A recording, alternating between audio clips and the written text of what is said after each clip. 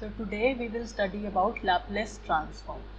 So before starting to study this Laplace transform, we should first note. So before studying this Laplace transform, we should first know that what is a integral transform. So what is integral transform? A transform, what does a transform do? Transform converts one function to another function through some transform, right? So if you have some function here, say f of t, that would be converted to some function here, say f of s, and this function would be transformed by this, say, integral transform. So integral transform, what does it do? It performs the integration of the given function f of t with respect to some other function. So integral transform is, it is denoted by I of s, and it is nothing but the integration over the specified limits a to b of the given function. So this was the function that was given to us, f of t, and this is nothing but this is equal to this integral transform, that is equal to integration of this function f of t multiplied by some other function k of s and t dt. Where what is this k? This is known as the kernel for the given transformation, and it depends upon two factors. One is this s and one is this t. So what is this s?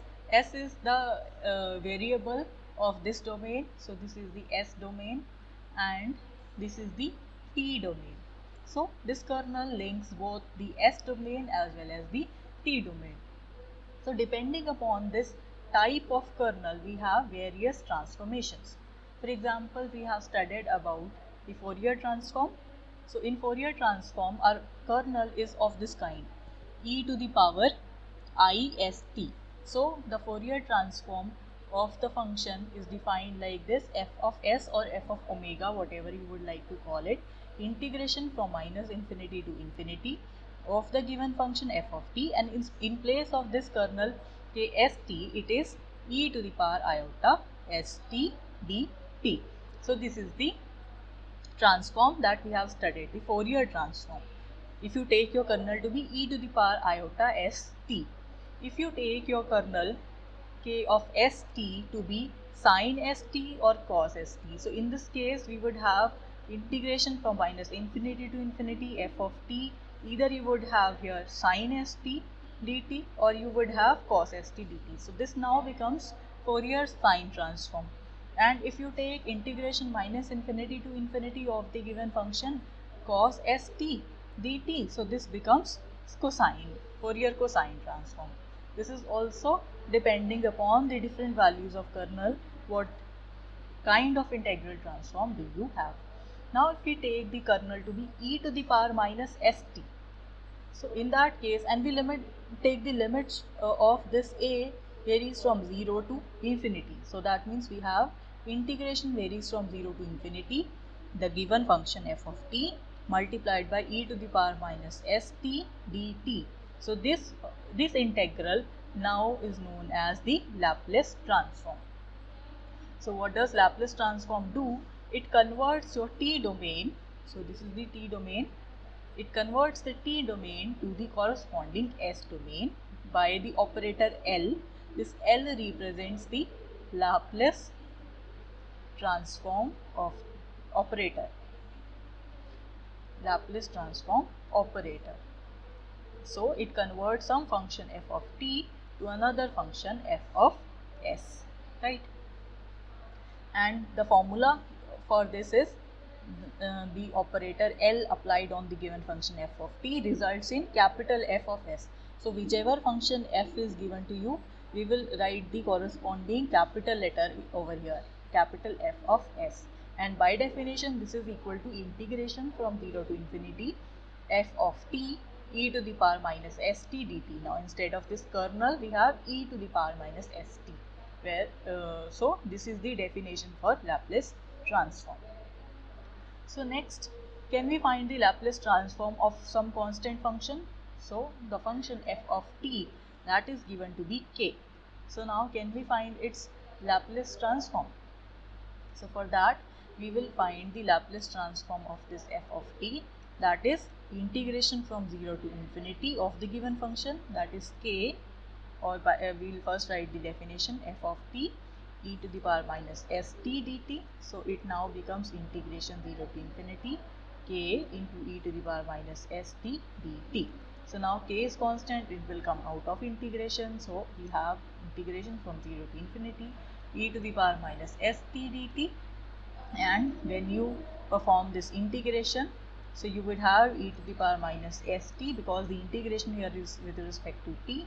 So we would have minus s here, and the limits varies from 0 to infinity. So we would have minus k upon s as such, and then when you substitute the limits, so we would have limit some b going to infinity e to the power minus sb. This is the upper limit because we do not directly substitute infinity here, because this will result in an improper integral. So the value here would not be directly defined. So then we have the lower limit, so minus of this quantity e to the power minus s, and the value of t is 0. So it is what is this quantity?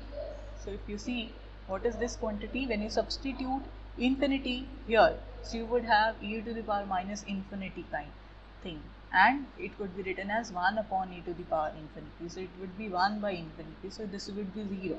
So this by calculation, this would be minus k upon s, and this term would be 0, and then we have minus of e to the power 0. What is e to the power 0? E to the power anything that is equal to 1. So the final answer is this minus and minus, it becomes plus. So the final answer is k upon s. So we obtain from here that the Laplace transform of some constant function, this is k divided by s. So this formula we should note that the Laplace function, the Laplace transform of any constant function k, that is nothing but k by s. That is nothing but k by s. So next we have, so is it possible to compute the Laplace transform of any given function? The answer to this is no. We cannot always find the Laplace transform of any given function. In fact, we can only calculate the Laplace transform whenever the function satisfies these following properties. So the property says that we have a sufficient condition for Laplace transform to exist. So what does this sufficient condition say? Sufficient conditions means if you have these properties, so then your Laplace transform would exist. But the converse won't be true. That means if you say these properties are not available, then you cannot conclude that the given function Laplace transform exists. So for that is the meaning for sufficient condition. So alright, what are the conditions that are required for a function so that its Laplace transform exists? So the first condition is that the function should be piecewise continuous on the open interval 0 to infinity, and second condition is that it should be of exponential order. So what does this mean? For a function to be piecewise continuous on 0 to infinity, it means that, we'll see that in a moment. So what does this result say? This result says that if you have all these two conditions, that means your function is piecewise continuous as well as of exponential order, then you can say the Laplace transform of the given function exists. So this is the condition for existence of Laplace transform. So now what do you mean by this piecewise continuity and what do you mean by this exponential order? So we'll first understand these two terms.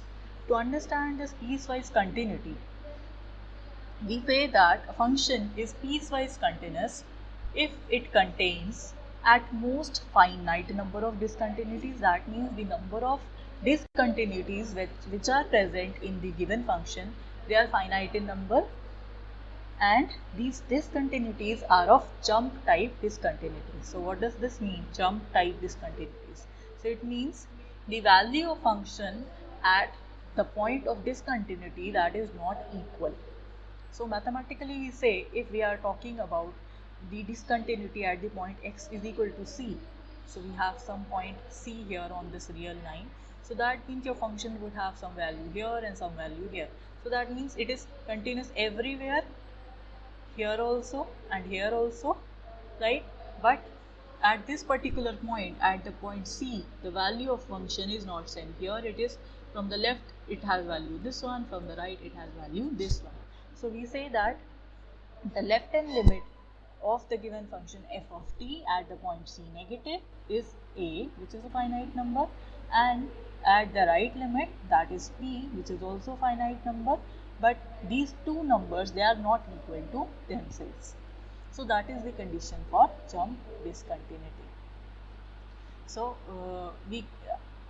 I will try to explain this through an example. Suppose we have this function f of t, which is defined like t square, where t varies from 0 to 1, t square plus 1, where t is greater than equal to 1. So now this function, this is not continuous function in all this domain 0 to 1, because let me first show you the graph of this function. In the interval from 0 to 1, the function has value t square. So it is something like this. So this is the given function. So at 1 the value is 1, at 0 the value is 0, because the function is f of t, that is equal to t square, right? And so this is the t domain. This axis is the t axis and this axis is the f of t axis. So here in this interval 0 to 1, its value is this one. In the interval where t is greater than or equal to 1, the value is t square plus 1. So when you substitute f of t, which is given to be t square plus 1, when you substitute t is equal to 1, we would have the value as 2. When you substitute 2 is equal to 2, we would have 2 square plus 1, that is 5, and so on. So you see at this point, at 1 we have the value as 2, at the point 2 we have this value as 5. So here this will be 5, this will be 3, 4, and then we have 5. So we can join these points. It would be this square curve, so it would be more sharp like this curve, right? So now you see this is not continuous in this whole domain from 0 to 2. If we talk about 0 to 2, firstly the curve is like this, and then you would have to pick up your pen to reach here at this point, to reach from this point to this point, and then you will continuously draw this segment. So the curve that is not continuous, this is not continuous. Moreover, it is not differentiable, because for differentiability we need continuity, and in the whole domain it is not differentiable, but it is integrable. That means we have a finite jump discontinuity present for this function. So what is this jump discontinuity present at? At t is equal to 1, we say we have jump discontinuity. So we only have one discontinuity present in whole of the domain. So we say this jump discontinuity, that is finite in nature. So that is the meaning for piecewise continuous function, defined in this case from the interval 0 to 1. So this was the case for this piecewise continuity. So next let us understand what is this exponential order. So a function is said to be of exponential order if the given function f of t is less than equal to e to the power alpha t into m. So this is the given function. The function is said to be of exponential order if this condition is satisfied. So that means we are saying the modulus, the maximum value of the function is less than equal to this exponential value. So where what is this alpha and what is this m? They are constants. These are constants, and whenever t is large, for that case this condition should hold. So that means if we are to check the exponential order for some particular function, what we are required to check? We will check it for limit tending to t tending to infinity. So we will check the function's value f of t, e to the power alpha t. Both of them, they should tend to 0. If that is the case, we say it is of exponential order, otherwise not. So let us have a quick look at the examples. Say the function is t to the power n. So now this where n is greater than 0. So now this is of exponential order. How? Because you can write your function Tn as this Tn less than this particular function, because here instead of this Tn term we are having infinite terms which are being added to it. So that means the overall effect is that this t to the power n is less than this whole quantity, and if you remember, what is this? This is e to the power t. So here we have the modulus of t to the power n less than e to the power t. So here we have the value of alpha is 1, the value of m as 1 also. So this is an exponential order function. So the next example is that of sin t. The given function is sin t. Now this function is also of exponential order because we know it is a bounded function and its bound is 1. So we can write it to be 1 into e to the power 0 t. So we have m as 1, alpha as 0. So this is the function which is also of exponential order. But note that the function e to the power t square and the another function 1 by t square, they are not of exponential order. How? We can check it through this condition that whenever limit t tends to infinity, you have the modulus of the given function multiplied by e to the power alpha t. So now when you substitute t is equal to infinity here, you would have e to the power infinity, that is eventually infinity, and in the denominator also you would have infinity square, that is infinity. So you have infinity by infinity form. So basically we will apply L'Hopital's rule. What does it say? It says that whenever you have some indeterminate form present in the form of limits, in that case you will differentiate the numerator separately. So when you differentiate it, you will have alpha e to the power alpha t, and you will differentiate the denominator separately. So the derivative of t square would be 2t, and we won't operate the product quotient rule to calculate the derivatives. So the derivatives are simply obtained by taking the derivative of this numerator and this denominator. So now when you substitute t is equal to infinity here, we would have again e to the power infinity, that is infinity, and when you substitute here t as infinity, it is again infinity. So again we'll apply this L'Hopital's rule. It says that you will differentiate the numerator separately. So when you differentiate this numerator, we would have alpha square e to the power alpha t. When you differentiate this denominator to t, we would have only 2.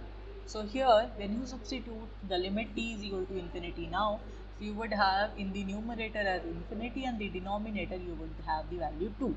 So which would be equivalent to infinity only, right? So this limit would tend to infinity. So we say that the given function that is not of exponential order, right? So this is all about this piecewise continuity and exponential order. So here the condition for this piecewise continuity and that of exponential order is only the sufficient condition, as I have told you. Moreover, if there is some function which does not satisfy this condition, there could also be a function which would have the Laplace transform but is not capable to satisfy this property either of piecewise continuity or of exponential order. So we have an example for that particular function. The example says that a function is f of t is equal to, so our function is f of t is equal to t to the power 1 by 3. So this is one such example for which these properties are not satisfied but the given Laplace transform exists. So this is all about the existence of Laplace transform and an introduction to Laplace transform.